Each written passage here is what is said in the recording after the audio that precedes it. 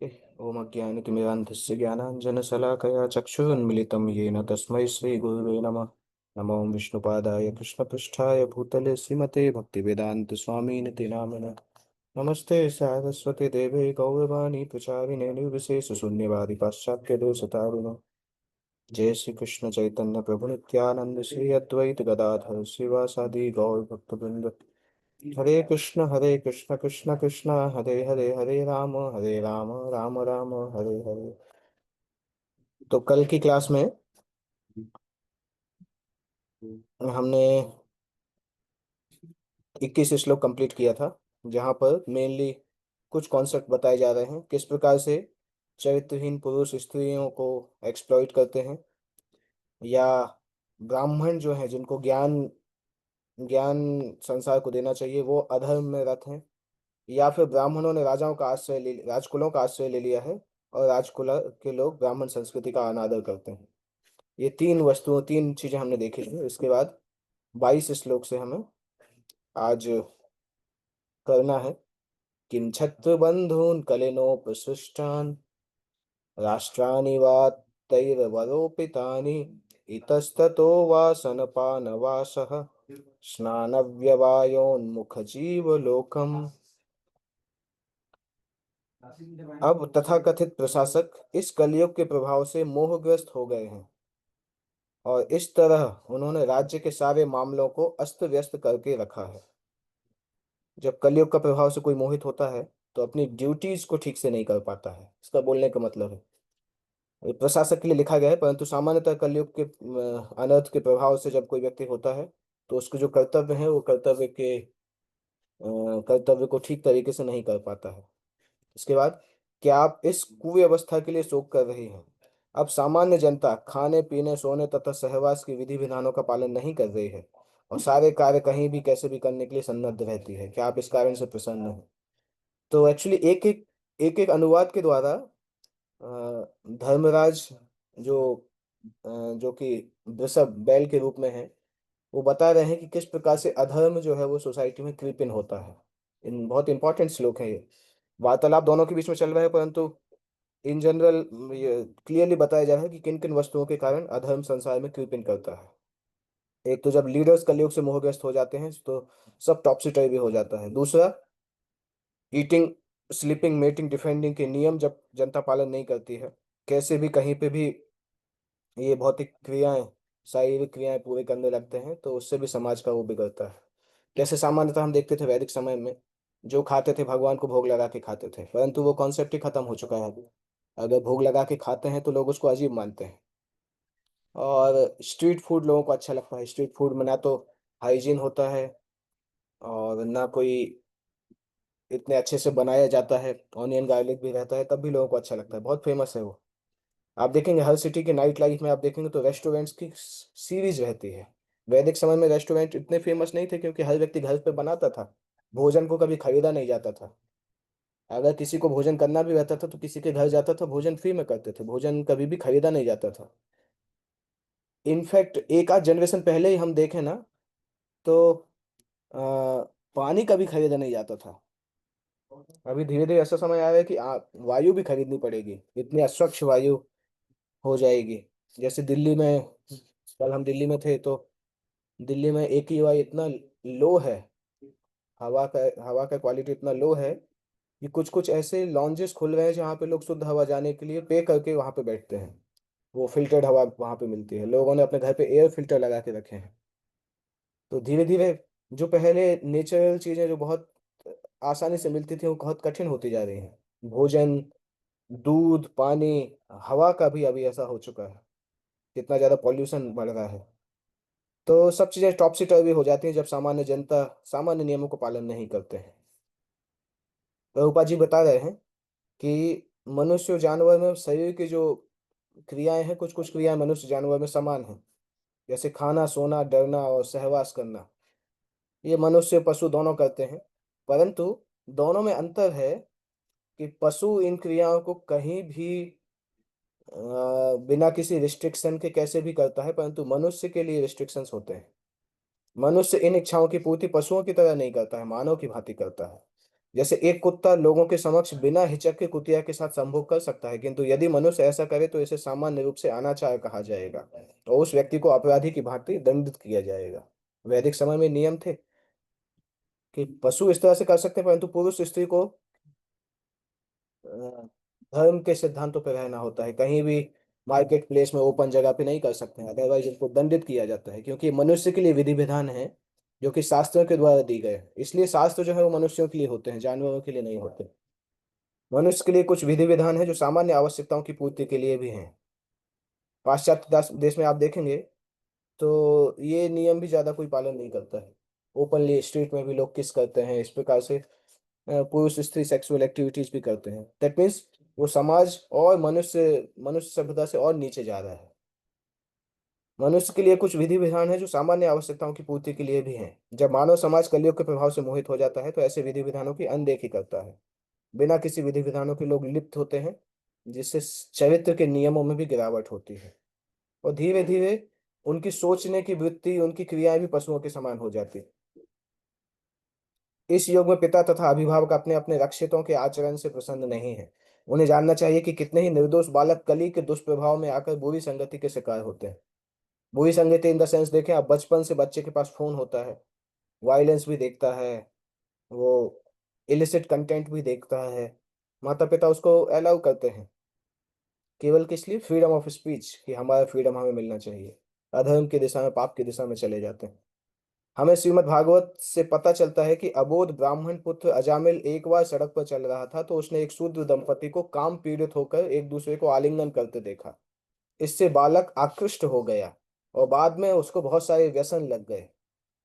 इस तरीके से पतन हुआ कि शुद्ध ब्राह्मण से वो नीचे आवारा व्यक्ति के जैसा बन गया, कुसंगति के कारण। तो उस समय तो हालांकि एक ही अजामिल इस प्रकार से था, बहुत सारे उदाहरण ऐसे नहीं मिलते हैं। परंतु कलयुग में आप देखेंगे तो कितने सारे कलयुग के इनोसेंट स्टूडेंट्स होते हैं जो सिनेमा देखते हैं, वल्गर चीजें वस्तुएं देखते हैं। और सिनेमा में क्या दिखाया जाता है? पुरुष स्त्री के बीच की अलग अलग कथाएं होती है। जैसे इन द सेंस आप देखें, बॉलीवुड, हॉलीवुड, टॉलीवुड, कोई भी अगर देखें तो मैक्सिमम स्टोरीज इसी के आधार पे रहती है ना। एक पुरुष होता है, एक स्त्री होते हैं, केवल ऊपर के सर्कमस्टेंस बदल जाते हैं। कोई कॉलेज कॉलेज की लव स्टोरी होती है, फिर कहीं और रहती, परंतु सब्जेक्ट मैटर वही रहता है। कि सिनेमा का सब्जेक्ट मैटर ज्यादातर वही है कि पुरुष काम वासना की तरफ प्रेरित होते हैं। और समाज जितना जितना हम उस चीज को प्रमोट करते हैं, उतना समाज काम वासना की तरफ प्रेरित होता है। तथाकथित प्रशासक सबके सब क्षत्रिय कर्म में प्रशिक्षित नहीं है। जिस तरह ब्राह्मण ज्ञान तथा मार्गदर्शन के लिए है, उसी तरह क्षत्रिय प्रशासन के लिए है।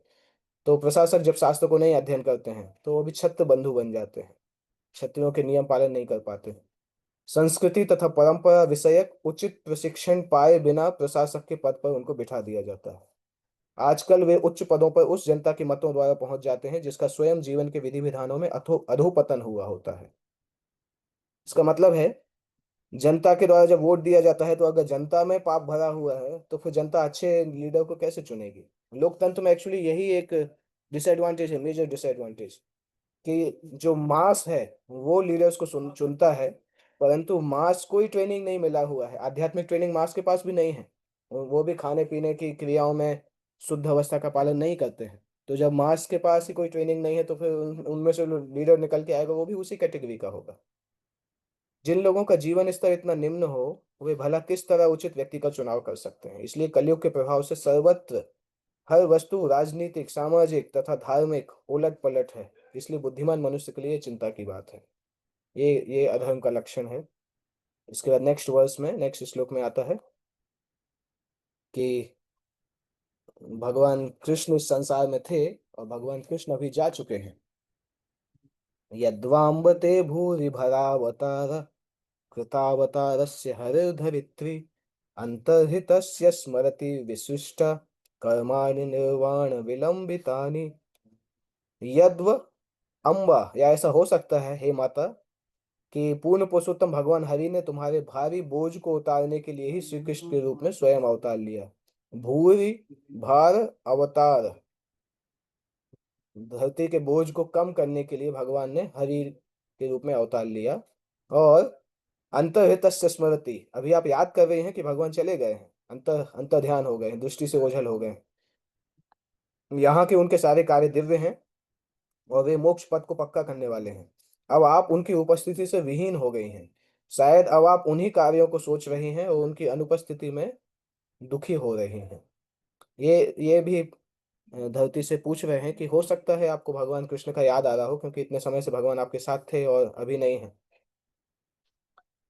भगवान के कार्यों में मोक्ष सम्मिलित है, किंतु वे किसी निर्वाण या मोक्ष से प्राप्त होने वाले आनंद से अधिक आनंददायी हैं।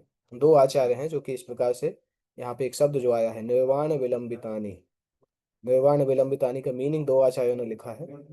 एक तो निर्वाण मतलब मोक्ष, विलंबितानी मतलब कम करना भी होता है, विलंब का मतलब देर करना भी होता है, कम करना भी होता है।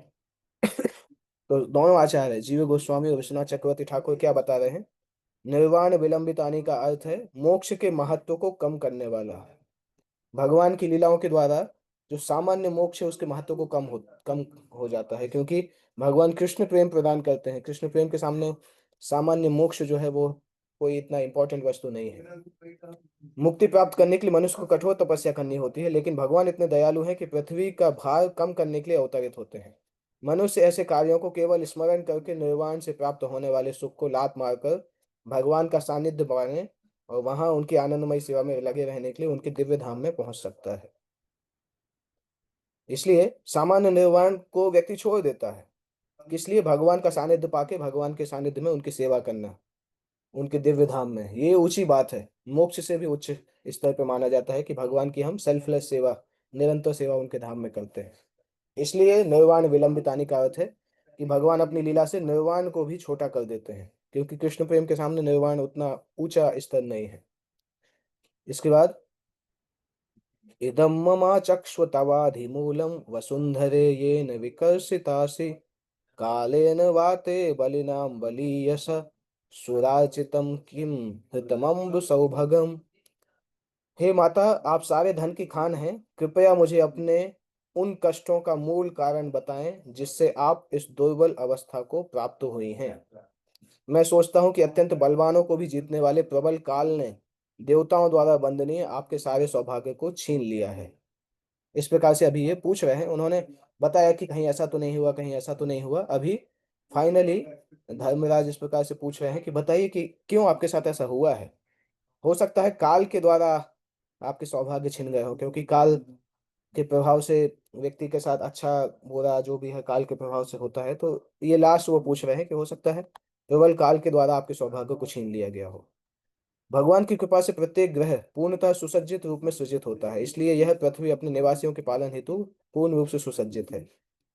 और जब भगवान धरती पे आते हैं तो पृथ्वी का ऐश्वर्य और सौंदर्य और बढ़ जाता है। और भगवान जब धरती पे उपस्थित रहते हैं तब स्वर्ग के लोग भी धरती की पूजा करने लगते हैं। परंतु भगवान के आने से धरती का सौभाग्योदय होता है, इसलिए यहाँ पे धर्मराज बोल रहे हैं कि अभी भगवान के फुटप्रिंट्स आपके ऊपर नहीं है, वो भगवान चले गए हैं। तो हो सकता है भगवान के जाने के कारण आप दुखी हैं, क्योंकि आपका सौभाग्य छिन गया है। पहले तो ऐसा था कि भगवान धरती पे कहीं भी रहते थे, चाहे चाहे हस्तिनापुर में रहें, चाहे द्वारका में रहें, चाहे कहीं भी रहें, परंतु धरती के ऊपर तो चलते थे। तो धरती के संग को भगवान का संग हमेशा मिलता था। परंतु जब भगवान इस संसार से चले गए तो फिर धरती को उनका संग नहीं मिलता है। उस सेंस में यहाँ पे लिखा है कि आपका सौभाग्य शायद छिन गया है।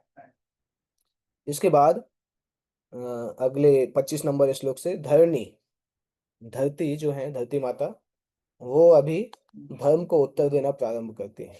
इन प्रश्नों का भी उत्तर देते हैं, साथ साथ धर्म के बारे में भी पूछती हैं। धरण्युवाच भवान् हि वेद तत्सर्वं यन्मां धर्मानुपृच्छसि चतुर्भिर्वर्तसे येन पादलोक सुखावहै।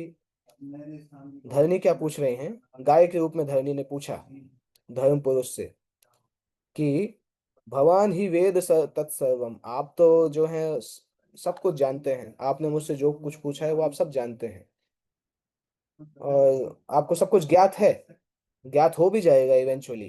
धर्मानुपृच्छसि, मैं आपके उन सारे प्रश्नों का उत्तर देने का प्रयास भी करूंगी। कभी आप भी अपने चार पांवों द्वारा पालित थे और सारे विश्व में सुख की वृद्धि की थी।